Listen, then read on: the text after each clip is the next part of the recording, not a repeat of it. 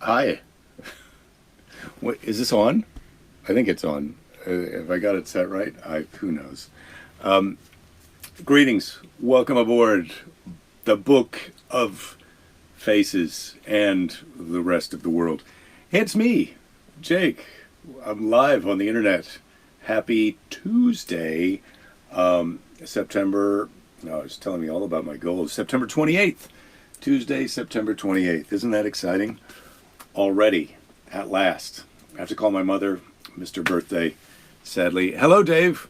David, great to see you. I'm just paging down here to see if I can get the show on the other thing to be able to see who's here. It is complicated. It is complicated, all the things you have to do get the show nowadays to be a modern person. Oh, my lordy.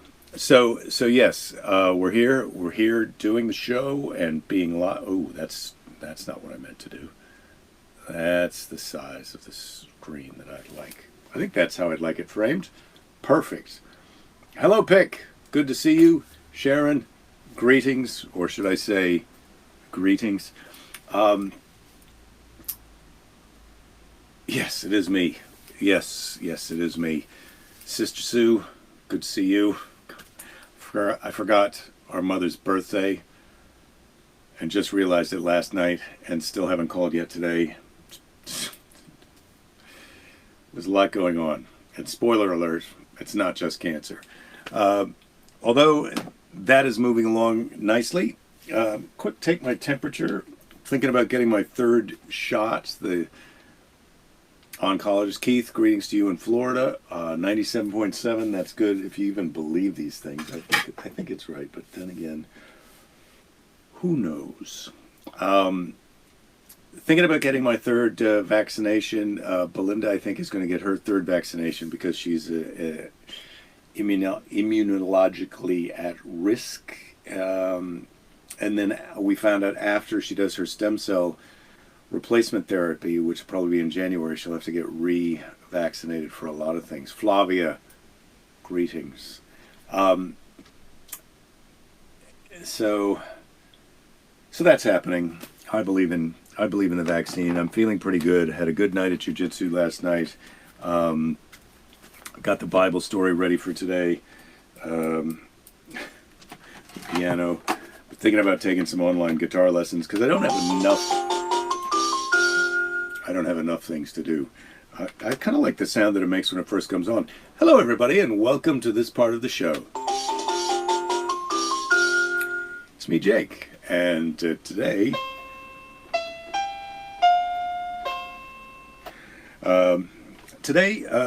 I've got a story from the Bible, the children's Bible, the illustrated children's Bible, as always. And it is the Israelites Turn against God, and it should be again.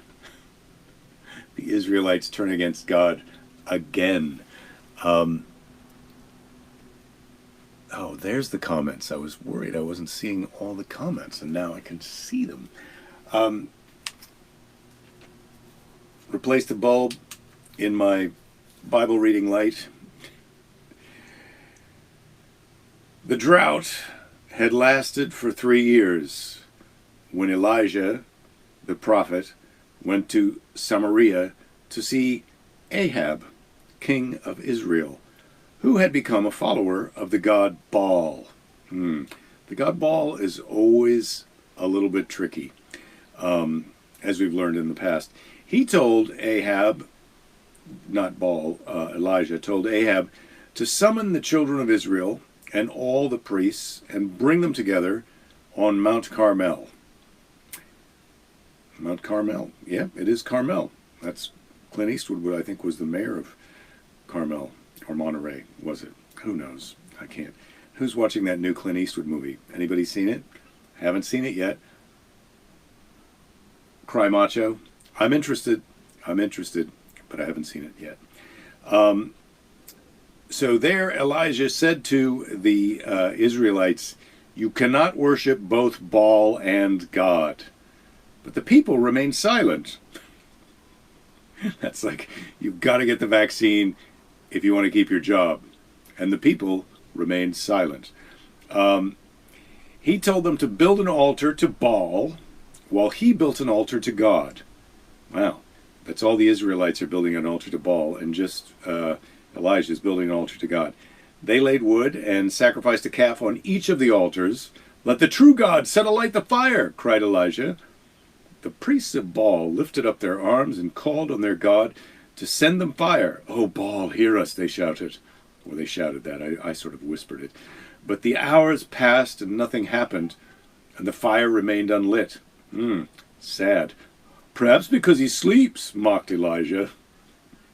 He gave the orders for barrels of water to be emptied over his altar, the altar to God, so that the wood was soaked and impossible to burn, giving God the opportunity to show off. Because God doesn't like to respond to parlor tricks. At least that's what we've seen in the past. Thank you. He spoke quietly to God. "Lord God of Israel, I ask you to set fire so that the hearts of your people may return to you." Instantly. Now, this could go two ways for Elijah, because sometimes when you make that kind of request of God, you better whisper, because God might strike you down with lightning, but not this time. Instantly, the pile of sodden logs roared into flames, and within seconds, the calf, the wood, and the stones on which they lay were burnt to blackened ashes. At this, the people fell on their faces and honored God. They love a good magic show, the Israelites. Baal, very disappointing. Very disappointing show for Baal this year. He's not going to win the Tony. There was nothing, said the young man, only a clear sky and calm. Oh, wait. Then Elijah went to the summit of Carmel and told his servant to look out to sea. Hey, look out to sea there. Like they're both standing right next to him. He could look out to sea, but he doesn't do it, Elijah. He's got a servant for that. Hey, look out to the sea. What do you see? "There's nothing," said the young man, "only a clear sky and calm sea." Elijah told him to look again. "Still I see nothing." 7 times he told to look, and after the 7th time he turned to the prophet, saying, "Still nothing, nothing but a little cloud, no bigger than a man's hand." Now, it's obviously bigger than a man's hand, but when you hold up your hand, who knows? This is a whole perspective situation that maybe they're not aware of in the Bible. "Go quickly to Ahab and tell him that the rains have come." Almost before Elijah had spoken, the sky grew black, and the rain came lashing down, and great wind rose and drove the water inward over the whole country. So they've been in the drought. Ahab rode off to the town of Jamil, but Elijah tucked his cloak in his belt and ran ahead of Ahab. So God lights the altar that Baal is a no-show at the Who's the Best God contest. Baal no-shows, and God wins that one. He could have won just by showing up, but he doesn't. He blows the house away by burning down the altar and the calf and the works, and then, as an encore, he ends the drought. So, one could argue that if God had just ended the drought ahead of time and answered everybody's prayers, they wouldn't have been reaching out to Baal anyway. But this is the aliens in the Bible that this is kind of an indication that God is maybe, I don't know, he's got other priorities besides us sometimes, naturally, and why wouldn't he? He's an all-powerful, omnipotent being, and we're just glorified house rats who shed our fur and invented the internet. Hi, everybody, and welcome to the Daily Briefing. It's still March 28th. We've been seeing all these lawyer billboards. Lady Jerry and I, as we're driving back and forth to chemo in UCLA, and there's an article in this month's, or this could be last month's, Los Angeles Magazine, titled "In with the Old." So naturally, I'm excited about it because they have a 50-something-year-old supermodel without any clothes on the cover, which is great. That's not what everybody's been wishing for. September 28th. Yes. Did I say another month? Well, you never know. That's all you have to do on the internet is make a mistake, and then everybody's ready to help you out. But thank you, Scott. September 28th. You're right. Halloween is next month. So there's all these ads in LA for these lawyers. I went to get the new Real ID at the DMV last week. Well, technically it's within the week that if we go backwards from today. And this guy Pernia Law, he's advertising on all the billboards on the way to UCLA, and he's bought ads in the DMV. So while you're sitting in the DMV and you're watching the screen that tells you what number is next, and little news stories from the nation and the world that they, just to keep you so you don't just go completely nuts if you don't have an iPod or an iPhone, or if you're not listening to a podcast or something, you watch that thing. And Pernia is advertising on the screen at the DMV. So before you even get your license, the lawyer that you're going to call when somebody smashes into you on the way out of the DMV parking lot. Scott, you had to look at your calendar. Yeah, I don't blame you. I don't know what's going on. I don't know what's going on with these comments because they keep winking out on me.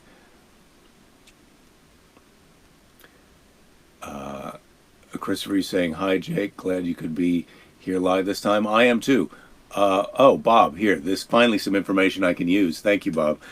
You saw Cry Macho. Not what you expected. Kind of quirky. You thought at age 90, you think it's past time that Clint Eastwood should be playing romantic lead roles. I guess there are women who are into him even at 90 years of age. And whatever.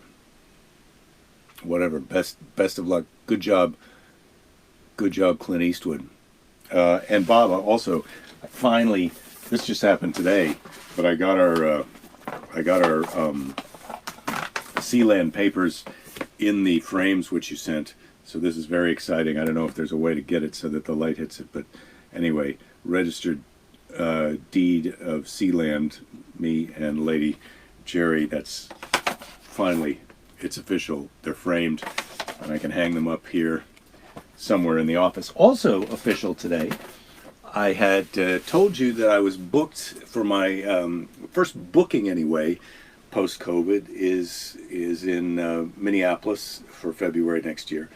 But prior to then, I will be in Minneapolis on November either the 5th or 6th, possibly both, for the 30th anniversary of the Acme Comedy Club there in Minneapolis, Acme. I'll be there I'll be there both November 5th and 6th, and I'm not sure which of those I'm performing at, but that should be fun if you live in Minneapolis and you like to go see a comedy. I know I don't really understand why these comments are blinking out, but they are. Yesterday was your number 2 brother's birthday, so you're doing okay with the calendar stuff pick. Well done.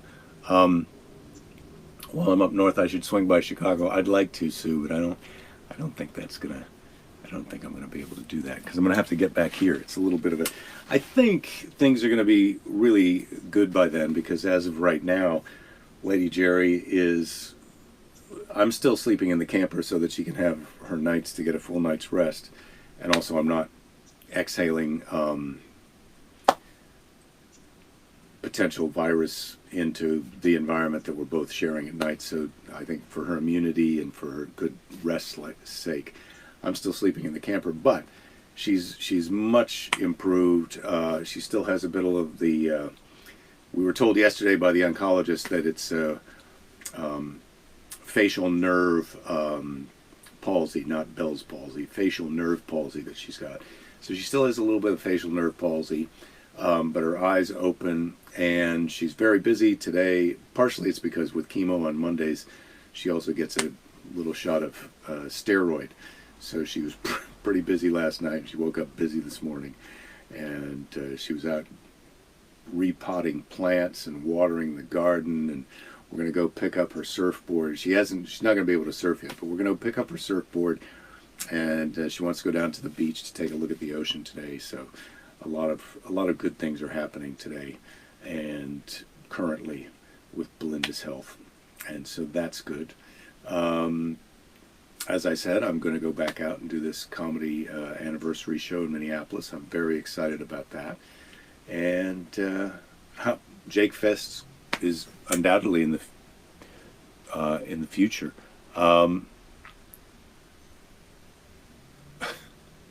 Sue, you're saying play the cancer card to get out of seeing you. Well, you could come see me here.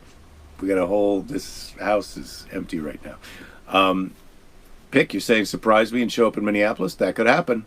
That could happen. You have miles that could happen. You could drive. That could happen too. Did the Styes clear up, Flavia? Yes, she's on some new antibiotics, and that's clearing. It's not completely gone, but the styes in the eye that was shown up have disappeared. That eye is still a bit mad eye moody. It's a big one, because that side of her face is not completely alive, but the other eye, which is the good eye, where she really had the bad styes, those styes are on the mend, but not completely dissipated. They're still kind of red and on the way. Carl, you're asking how the Oxnard shows went. They went well. It was super fun to perform with Christella and her crowd. I did answer this, but I'm happy to say again that they went well.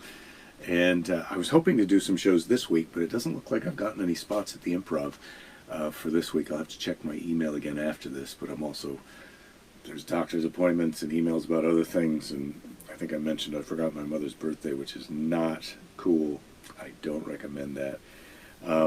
So we're going to go get the surfboard. I'm going to call my mom, and still sleeping in the camper. It looks like we're definitely we've spoken to Belinda's oncologist, and we're definitely going to have to do this stem cell replacement therapy, but we may be doing it here in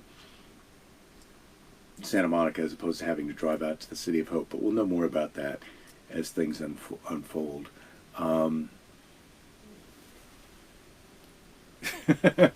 That's where you play the cancer card. Hey, Mom, I forgot your birthday. You know we have cancer here. Yeah, well, the cancer card is off. I mean, look.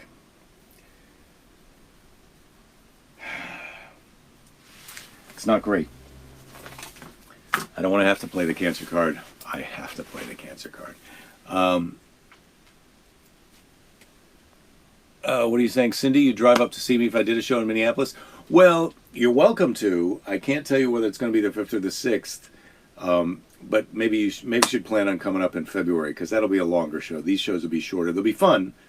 But January or in February, that's going to be the longer shows and nicer time.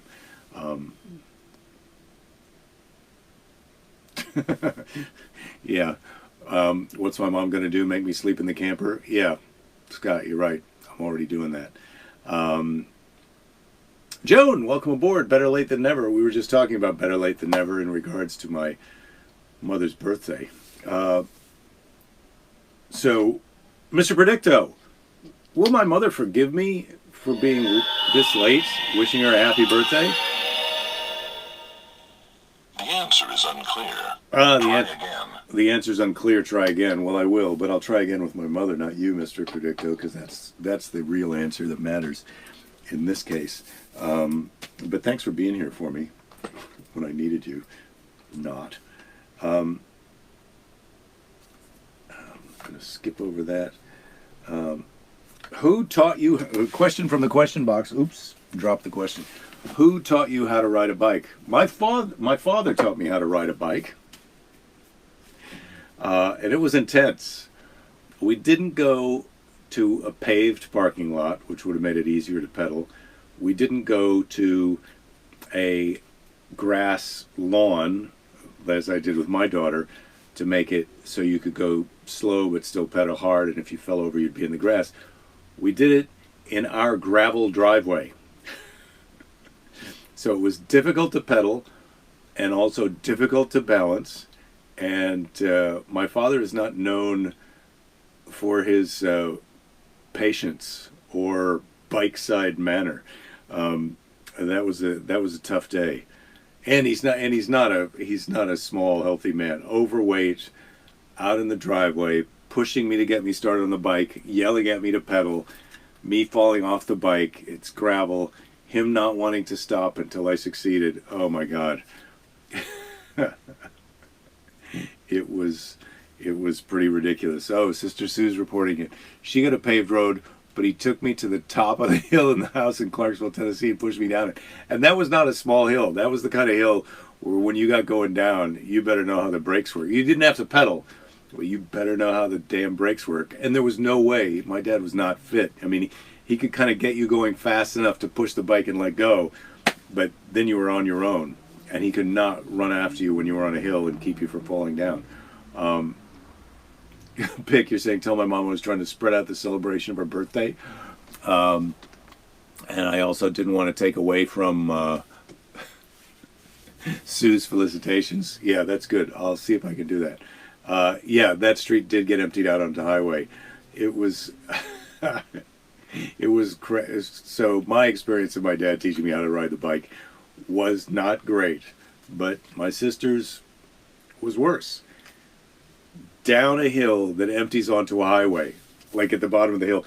That's where I used to go sledding when I was a kid, when we lived in Tennessee. That we would just get enough snow to kind of pack down a half inch to an inch on the sidewalk, on the street, and sometimes then we'd run water on it to get it to ice over, and you could get going pretty fast down the hill on this street with the ice and packed snow on it. And then it would dump you onto the highway where there was no ice. So that's how you would stop the sled. The metal runners of the sled would hit the highway pavement. Somebody would be waiting at the bottom and tell you if you had to roll off the sled before you hit the highway or not. But that was fun. If you could have any view from your back porch, what would it be? The Pacific Ocean. I have that. I can see the Pacific Ocean from our back deck, and I'm pretty excited. Not a spectacular, like you're in some kind of spa view of the Pacific Ocean, but enough of the Pacific Ocean to feel like, well, I always feel like I'm a baller out there. It's not super deluxe, but it's deluxe enough to be pretty fantastic to me. We are watching, speaking of views of the Pacific Ocean, we're watching that 9 Perfect Strangers on Hulu. And we're sort of enjoying it. I don't know about what's her name. I don't know why I can't even think of her name now. That nice Australian lady that was married to Tom Cruise. She's starring in it. Nicole Kidman. Yeah, she's terrific. She's starring in it. I have to say I'm a fan and also not a fan of Nicole Kidman. And in this movie, she does all the things that make you love her and make you sort of like, oh, do I love her? Her character. Anyway, we're watching that. It's a bunch of rich people at a rich people's resort where they're being, spoiler alert, where they're being dosed with hallucinogens and connecting and helping each other. What'd you say? Weird 9 Perfect Strangers we watched and then quit. Joan, how many episodes did you watch? Oh, Sue, you just finished it? Yeah, well, we're in the middle of it. David, you're talking about the random icy car, the car on the road. Yeah, it was a little bit, it was a dangerous situation, but when you're a young boy, not to be sexist, you love a dangerous situation.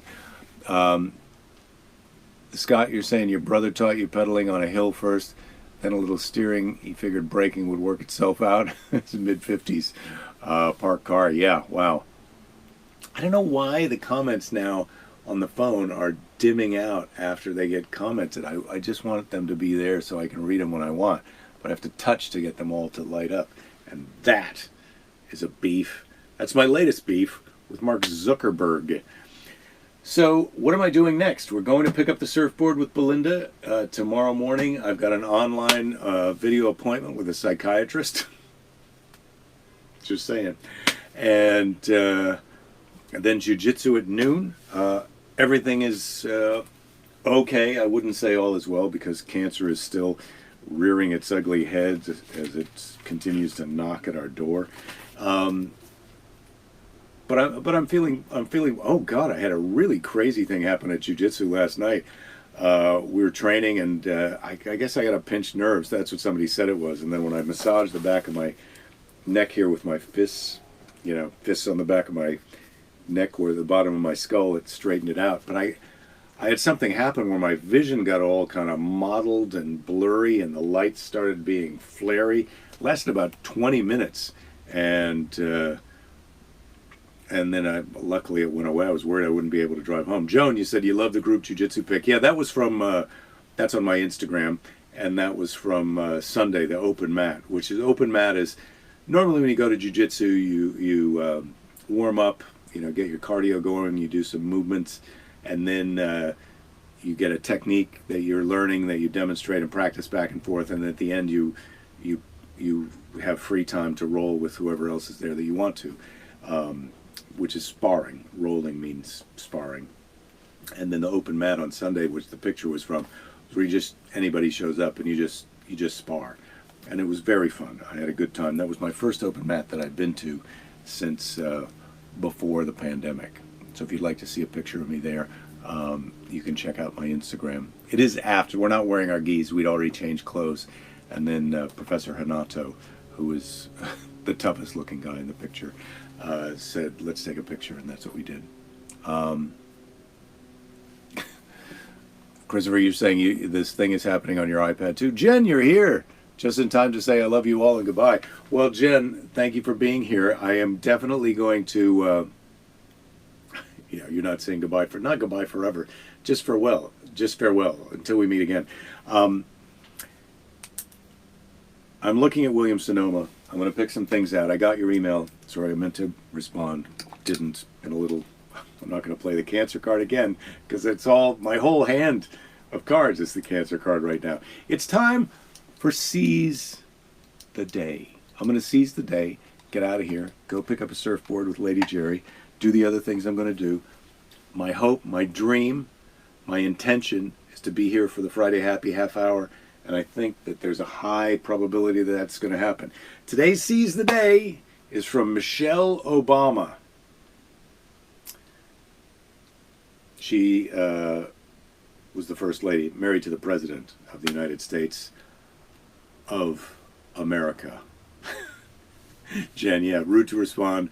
You were very sweet, and it was rude not to respond on my part. But that's what have you come to expect from me if not that? All right, today's Seize the Day. Michelle Obama, former First Lady, always First Lady in our hearts, after Lady Jerry. You may not always have a comfortable life, and you will not always be able to solve all of the world's problems at once. But don't ever underestimate the importance you can have, because history has shown us that courage can be contagious and hope can take on a life of its own. I feel like she's trying to tell you to be nice to a jerk, but maybe not. Yeah, you may not drive a fancy car. You may not have a car at all. But thank you for being here. Take care of yourselves. Take care of each other. Let's be nice to a jerk. That'll be easy because they're everywhere. And I'll see you all at the Friday Happy Half Hour. Until then, and always, don't give up. There will be plenty of time to give up later. Love everybody. Thank you for being here. Thank you for being here for everybody else. And see you on Friday. We could be on the road to more frequent shows, but let's just do what we're doing the best we can, and then see what's going to happen in the future when we get closer to that. All right.